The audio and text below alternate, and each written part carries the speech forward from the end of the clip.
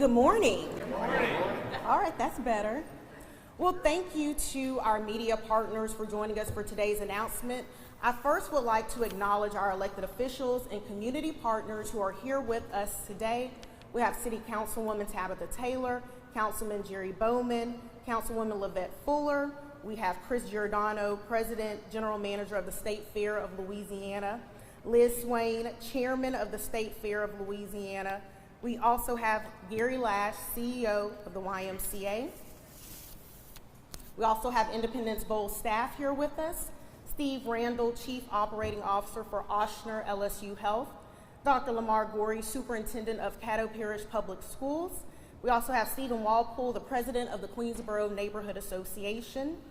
And we are so excited to be here today to share some exciting news. We'll hear from the Honorable Mayor of Shreveport, Adrian Perkins.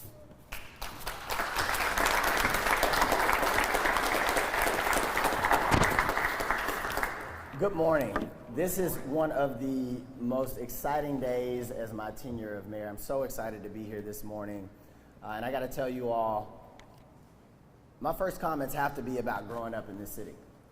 I grew up in a family where we would go out of town about one time a year, and it was our big vacation, and we would go to Houston, Texas to visit other family members. And our entertainment was just hanging out with our cousins, and it was a great time. But I came from a family without a lot of resources, so we couldn't afford to go to, big games and events and et cetera outside of the city of Shreveport. So my mother would save up her money. She would scrounge up enough pennies, or if it was an employee appreciation day, she would take me to Shreveport Captains baseball games. And I can remember it like it was yesterday. The way the ice cream tastes, the cups that they would give you the ice cream in. And many of you remember that too. Many of you still may have Shreveport Captains t-shirts and baseball hats. You might still have some of those cups if you collected them, because you could collect all the Major League Baseball teams. You remember the roar of the crowd, the bright lights. And today, we all get to come together to reimagine Shreveport and bring those memories back home. So I'm happy to announce a new partnership between the City of Shreveport and Rev Entertainment to build a new multi-sports facility not too far from where we're standing today. Thousands of cars pass this area daily on Interstate 20, making these 180 acres the most visible site in our city. And we all know that this is a great piece of property. So today we're making a commitment to move Shreveport forward. This project is the first step in making that happen. And of course, we couldn't do anything without the support of our many partners. And many of them were just named by Ms. Sinet. We have the Independence Bowl, the State Fair of Louisiana, the Louisiana Exhibit Museum, the Mudbug, so many partners. All of them not only have a long history in Shreveport, but they share our desire to grow the neighborhood that we are currently in. Now, I know many of you are wondering about Fairgrounds Field. That's the elephant in the room, but this is a completely separate project. This development project is going to happen, and it must happen, because that field has sat idle for far too long. I know many of us have fond memories of watching those Shreveport Captains baseball games, as I just pointed out. But we are on a threshold of transformation and invite the citizens of Shreveport to help us shape this area into something we can all be proud of. We're going to build a new state-of-the-art facility that houses baseball and other sports and entertainment. We wanted to find the perfect partner to help us achieve what people of Shreveport truly, truly deserve. And we realized after our first meeting with Rev Entertainment that we found someone who can help move Shreveport sports into the future. They matched our enthusiasm for this project and have been encouraging us to dream even bigger. If you've ever been to Globe Life Field, home of the Texas Rangers in Arlington, Texas, then you've seen the experience that Rev Entertainment can create at their venues. They are an Arlington, Texas-based company that specializes in building and managing multi-million-dollar mixed-use facilities, so I'm confident that they can help us bring our collective vision to life. At this time, I am excited to introduce Mr. Sean Decker, President of Rev Entertainment.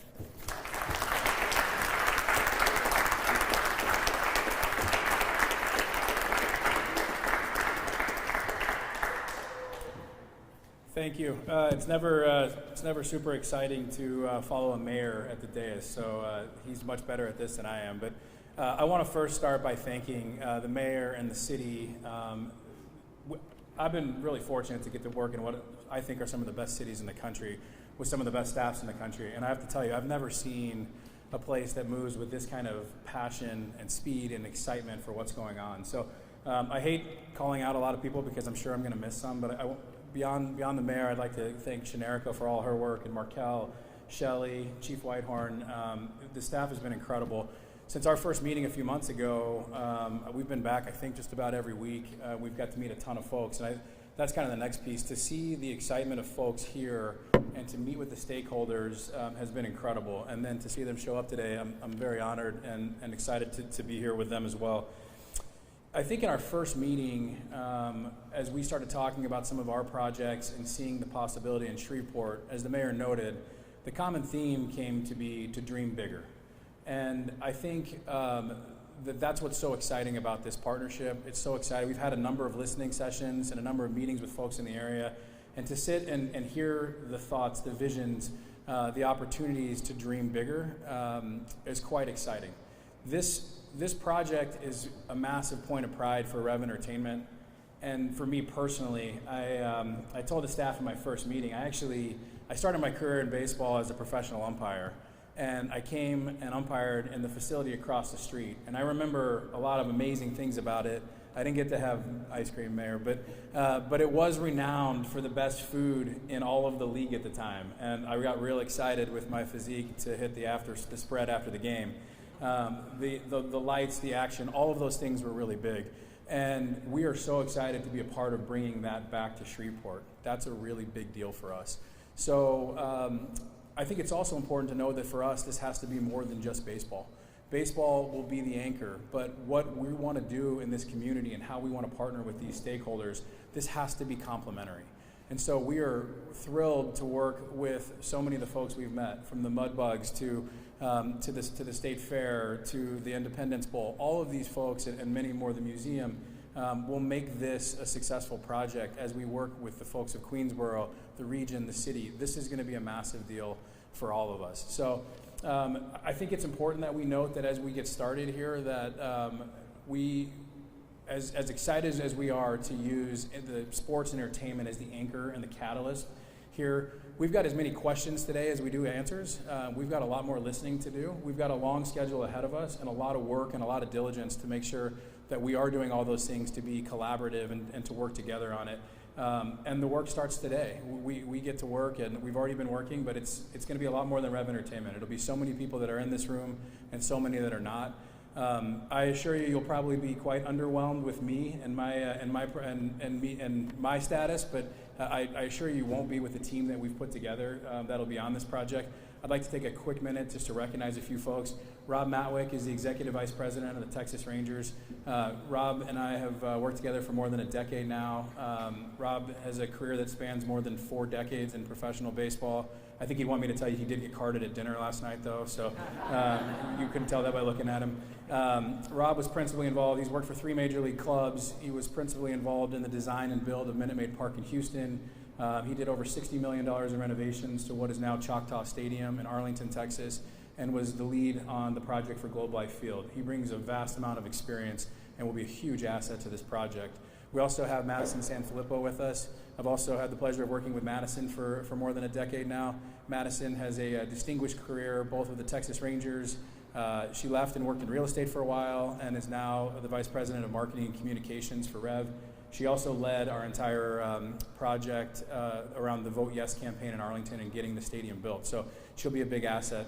As the project continues, we'll be bringing more folks from Rev. We'll need general managers for the team, and we'll bring our entertainment team here to help book and produce events. So we'll continue to bring a lot of folks, and we can't wait to hire many, many folks from this area to be a part of the project. Last but not least, we've also got our trusted architect, JPR, Dave and Cam Rafinsky are in the building. I've had the pleasure of working with Dave. I don't know if it's quite 10 years, but it feels close to that. We've done projects all over the country together. I like to tell people that he's probably the foremost expert in the world on building, designing, engineering, minor league baseball stadiums. He's built quite a few. A lot of those examples are here around the room. And I know with firsthand experience that when Major League Baseball has a question around how a stadium should go or not go, that they usually call Dave. So we're thrilled to bring him here. All that to say, we're going to continue to invest in bringing great people here, finding, meeting, and talking to great people here and hiring within the area and working together to make this a tremendous project. So we look forward to it, a lot of work ahead, and thanks for having us today and thanks for being here. Have a great day.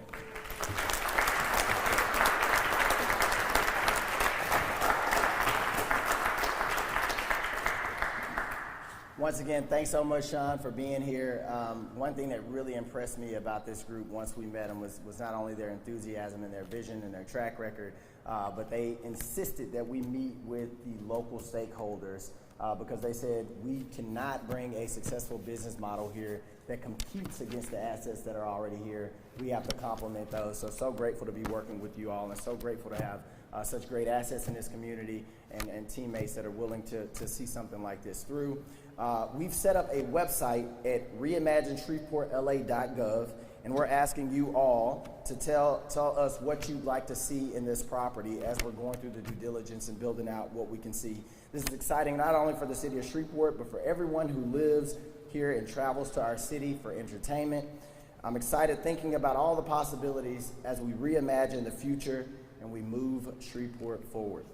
Thank you for joining us here today, and at this time, we will take questions from the media. So will this facility be like in the fairgrounds in this area over here? Yes, it will. We're going to be utilizing this 180 acres to build this new facility. Mr. Mayor, what kind of baseball and sports are we reimagining over here? Yes, so a professional team we're going to bring in, but we're also going to be bringing in baseball in general. We've met with some of our local universities. We've met with the school board as well. So baseball in general. And if you want even more details than that, I'm going to invite Sean up, the expert, to talk about baseball. Sean, you want to come up and talk about it? Yeah, no question. Our initially, on top of working with the universities, of the baseball side, we'll start as an independent baseball team here that we will look to bring to Shreveport. We have not had conversations yet with specific leagues or anything of that nature, but baseball will be a professional baseball along with a lot of the things we do in Arlington around college baseball tournaments, college baseball individual games. We're also working to make sure the stadium can play more than just baseball. So we're looking at other sports, entertainment features, things like that. If I could follow up, why are we building a brand new stadium for independent league baseball that we don't know where they're going to play? There are folks who say that we could save $1 million, that's what they say, by renovating the concrete and steel that's already there. Yes, and I can have them jump back in, but I got to tell you, that stadium is sat idle for far too long. Every industry expert, including Rev, even their architects and independent evaluators have said we would spend way too much money trying to rehab that stadium opposed to building another one. It's way too constrained in the space that it has, and we would spend all this money to build it back up, and it still wouldn't be a world-class facility. So we're not going to do that. We're going to imagine something that's bigger and better for the community to provide experiences that I begin this press conference off to our city that we haven't had in far too long.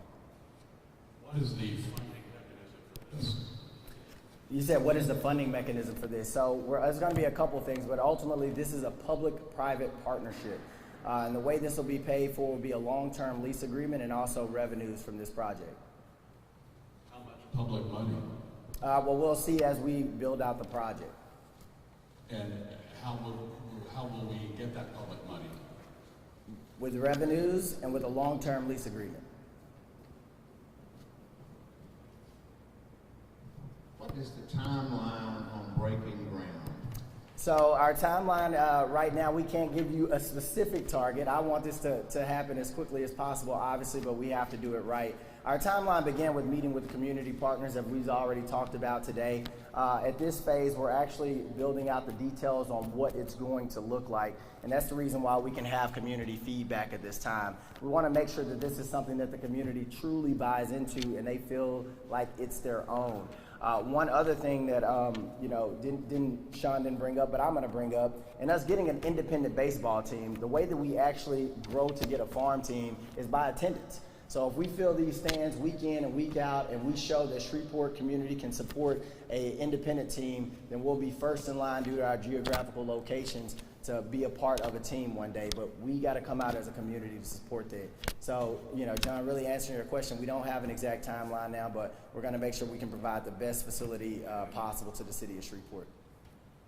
Do you think it will require a bond proposal to help finance this? No, this project will not require a bond proposal. Independent League Baseball was the last baseball we had there, I believe more than a decade ago. Why would we think that it would succeed now when it didn't last time? Yeah, well, you remember a decade ago and towards the end of the captain's tenure, our economy in Shreveport was nothing like it is today. We had lost GE, we had lost GM, our middle class was being gutted. People didn't have the dollars to go out and support their part. But today, our economy is growing much faster. We know that a lot of our citizens have to go to Dallas and Houston and New Orleans for entertainment.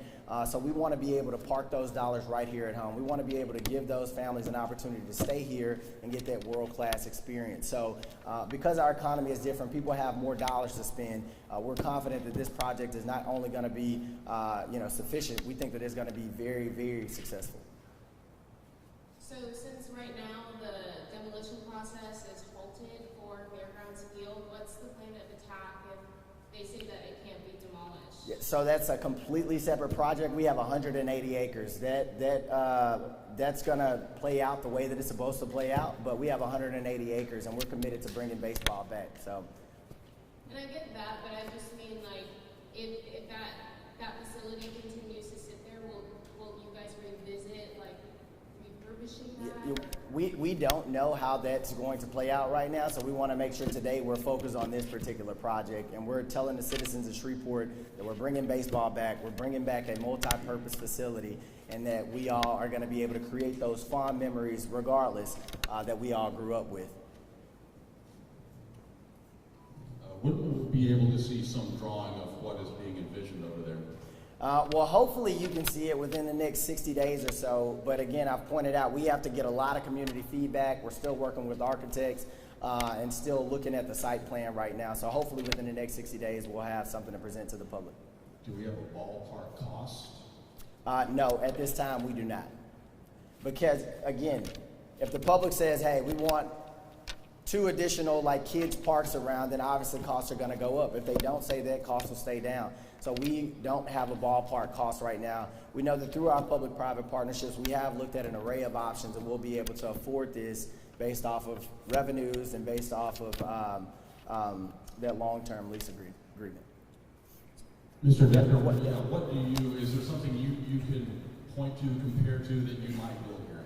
Yeah, so to speak directly from our side to timeline, design, cost, all of those things, the process that we're following is from today forward, we'll now start like literally with boxes on a page and conceptually, where does it fit best in the fairgrounds? What makes it the best asset?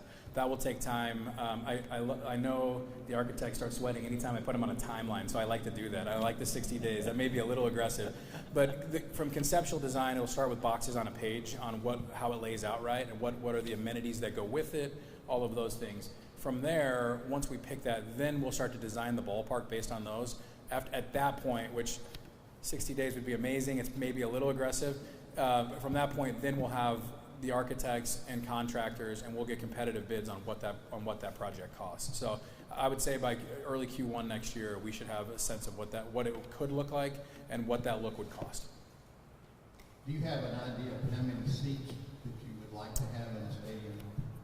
So I think the biggest goal for us is to start with a manageable number that we can go with sellouts, but leave the ability to grow. So I would say that the ballpark will likely start with 2,500 to 5,000 fixed seats and a lot of general, like kind of GA areas, with the ability to add go to as many as 10,000 seats over time. But we'd like to start small and then work up there from there. As I understand it, the plan is to accomplish that your company would also manage independent stadium. So we're in conversations to help anybody that would like our help and work with it, but we are not anywhere near. I want to be really clear. The independent staff has been amazing, and if they have desire to work with us, we would love to work with them. But we're nowhere near saying we're going to manage the facility unless that's a desire of all the stakeholders.